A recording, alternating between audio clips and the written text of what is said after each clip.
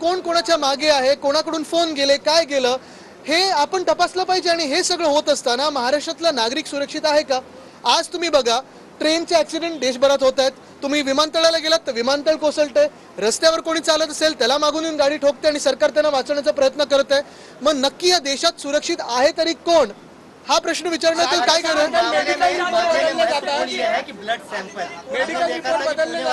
60 घंटों बाद blood sample मिलने वाला है आपको, जो उन्होंने लिया होगा वो उसमें मिलने वाला है आपको। मेरा सवाल था। और इसलिए मेरी मांग यही है, अभी ब्लड सैंपल या इसमें न जाते हुए जो सीसीटीवी में दिख रहा है, जो ड्राइवर ने भी कहा है, जो विक्टिम है उन्होंने कहा है, नाकवा जी ने कहा है, उसे मर्डर जैसे ही ट्रीट किया जाए। क्योंकि हिट एंड रन की तो एक बात होती है, लेकिन इन्होंने घसीटे हुए डेयरी तक लेके गए और फिर रिवर्स में आके भी उड़ाया है, तो ये मर्डर ही है और मर्डर जैसे ही ट्रीट हुआ जाए। नाही, पुण्यात होता, आता ह्याच्यात मला माहित नाही, मी फोनाफोनीमध्ये जाणार नाही, पण स्पष्ट गोष्ट ही आहे की गृह खातं 60 तास लागले कशामुळे हे त्यांनी उत्तर देणं गरजेचं आहे। मी आता राजकारणात जाणार नाही, पण नक्की कोण कोणाशी जोडलेला आहे, तो स्टिकर जो पक्षाचा होता तो कोणी काढायला मदत केली, लगेच नंबर प्लेट कोणी काढायला मदत केली, हे देखील लोकांसमोर आलं पाहिजे। गुजरातमधून मोठ्या प्रमाणात ड्रग्सची तस्करी मुंबईत होते, इतर महाराष्ट्रामध्ये होते। या प्रकरणामध्ये ड्रग्सचे सॅम्पल त्या मुलांच्या मधून मिळाले पाहिजे म्हणून 60 तासाचा डिले करण्यात आला असं वाटतं। बघा, हे मी हाऊसमध्ये पण बोललो होतो, मला वाटतं बाहेर पण कुठेतरी बोललोय, बल्क ड्रग पार्क इथून गुजरातला आणि गुजरातमधून ड्रग बल्क ह्याच्यात इथे आणतात, हा कुठचा न्याय? कशासाठी असं होतं?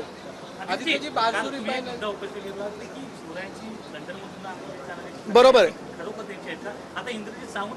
आपल्याला आठवत असेल कारण मी देखील इतिहासाचा विद्यार्थी आहे, इतिहास अनेकदा वाचत असतो, ऐकत असतो, पाहत असतो, कारण आपलं सगळं मी पुस्तकं वगैरे ती ह्याच्यात असतो।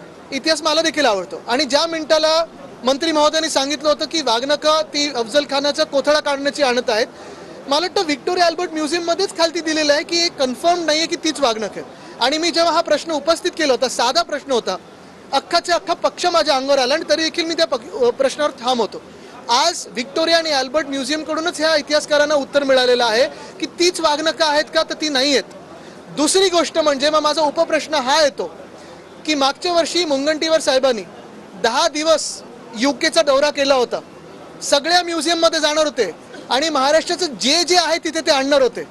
1 वर्ष होऊन गेलेलं आहे, सरकारी पैसा वापरलेला आहे, टॅक्स पेअरचा पैसा वापरलेला आहे, मग त्या 10 दिवसाच्या ट्रिपचा किंवा सुट्टीचा महाराष्ट्राला काय फायदा झाला हा त्यांनी इथे पोडियमवर येऊन जनतेला सांगावं। आदित्यजी, बारसूर रिफायनरी जवळील 300 एकर जागा ही औद्योगिक क्षेत्र म्हणून मंजूर करण्यात आली आहे।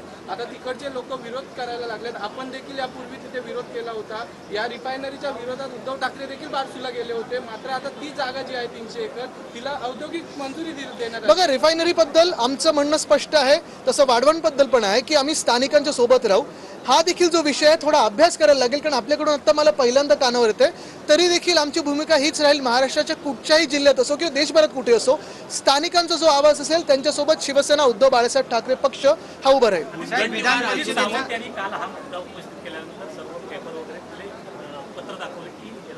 नाही, भावनिक विषयांवर ते बोलणारच नाहीत, कारण 10 दिवसाची सुट्टी करून आलेत ते आणि भावनिक विषयावर निवडणूक काढण्याचा प्रयत्न आहे, पण ते खरोखर आलेत का?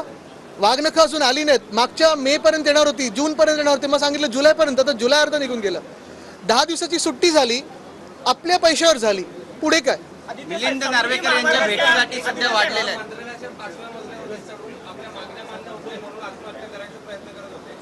मागील काही दिवसांमध्ये असं अनेकदा घडलंय की अनेक लोक जे मंत्रालयात कुणी दाढीवर उडी मारताय, कुणी आत्महत्या करण्याचा प्रयत्न करताय।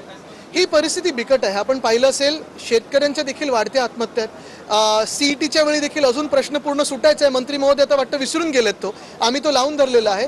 अनेक विद्यार्थ्यांनी देखील मला अशीच काही पत्र लिहिली आहेत, ईमेल्स लिहिले आहेत की आम्ही स्वतःबद्दल मग करायचं काय, जगायचं की मरायचं? कारण जर मूलभूत विषय जर सुटत नसतील या महाराष्ट्रात आणि मग तुम्हाला मंत्रालयात जाऊन की कुठे जाऊन न्याय मिळत नसेल, मग त्या लोकांनी करायचं तरी काय? अर्थात मी त्यांना विनंती करीन की असं काही स्वतःबद्दल करू नका, स्वतःशी काही खेळू नका। आमचं सरकार 3 महिन्यात येत आहे आणि आमचं सरकार प्रत्येक व्यक्तीला, प्रत्येक नागरिकाला जातपात धर्म रंग न पाहता न्याय देईल। समृद्धी महामार्गाच्या रस्त्यामध्ये घोटाळ्याचं तुम्हीच बोलला जातं अशी माहिती समोर येते। राधेश्याम मोपलवार यांच्याकडे तब्बल 3000 कोटींची संपत्ती होते अशी माहिती समोर येते, कसं बघता? थोडी अजून माहिती समोर येते, मग आपल्याला कळेल हे का पळाले आमच्याकडून. बरं सर, विधान परिषदेचा मुद्दा मिलिंद नार्वेकर यांच्या भेटीगाठी वाढतात. त्यांनी भरत शेठ यांची भेट घेतली, उदय सामंत यांची भेट घेतली आहे, त्यासोबत क्षितिज ठाकूर यांची पण भेट घेतलेली आहे. त्यामुळे महायुतीच्या नेत्यांना पण आता त्यांना निवडून आणायचं अशी चर्चा सुरू झाली आहे. का म्हणतात ते डकवर्थ लुईस प्रमाणे खेळणारे आहेत, त्यांना क्रिकेट माहिती आहे, त्याच्यात मी जास्ती जाणार नाही. नाही, पण विजय निश्चित आहे त्यांचा. पाऊस झाला आणि जोरदार पाऊस झाल्यानंतर जे आहे मुंबई जे आहे अनेक ठिकाणी पाणी साचलं, अनेक ठिकाणी रस्ते बंद झाले, लोकांना खूप त्रास झाला.